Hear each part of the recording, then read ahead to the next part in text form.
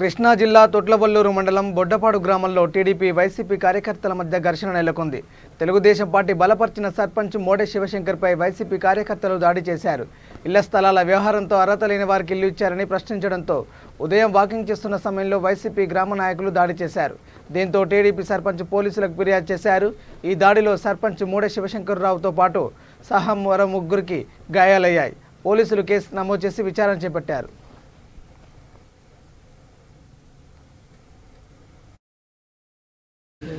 వైఎస్ఆర్ కాంగ్రెస్ పార్టీకి సంబంధించిన నాయకుడు జాదులు రావు అనే బంధు ఒక అతను వచ్చి ఇళ్ల స్థలాలు వచ్చినాయంట కదా, ఊళ్ళో సర్పంచ్గా లిస్ట్ అది వచ్చిందా, ఇచ్చారంట కదా, మా పేర్లు ఉన్నాయని అడిగాడు. నేను అడిగితే నాకు తెలియదు రామారా, అది మరి నన్ను కనీసం పిల్లలు సర్పంచ్గా ఇళ్ల స్థలాలు అడ్డగోలుగా లిస్ట్ రాసుకున్నారు, మరి ఎవరికి ఇచ్చారు ఎవరికి పంపిణీ చేశారో నాకు చెప్పలేదు ఎంతవరకు అని చెప్పడం జరిగింది. దాని మీద అతను వైసీపీ కన్వీనర్ మోహన్ రెడ్డి గారికి, వెంకటేశ్వర రెడ్డి గారికి, మరి కెలార్ శ్రీనివాసరావు గారిని అట్లా ముఖ్యమైన నాయకులు తెలియజెప్పడం జరిగింది.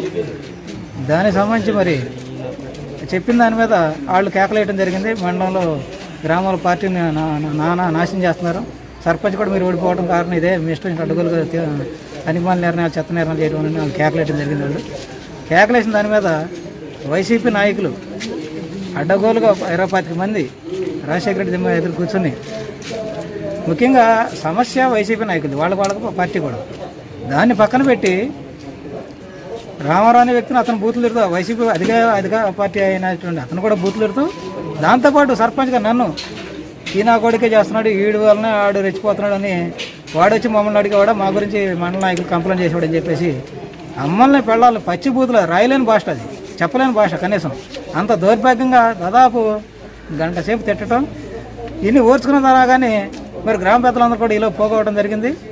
మరి సర్పంచ్ అసలు ఎందుకు తిడుతున్నా, ఏ కారణం లేకుండా ఎందుకు తిడుతున్నాడు, మా ఇష్టం, మా అధికారం ఉంది, మాకు ఎమ్మెల్యే ఉన్నాడు, ఎవడైనా మాట్లాడితే అడ్డగోలుగా తొక్కేస్తాం, సావధింకా లేకపోతే కోతులు పెడతాం, లోపలేస్తామని అడ్డగోలు బెదిరించడం జరిగింది.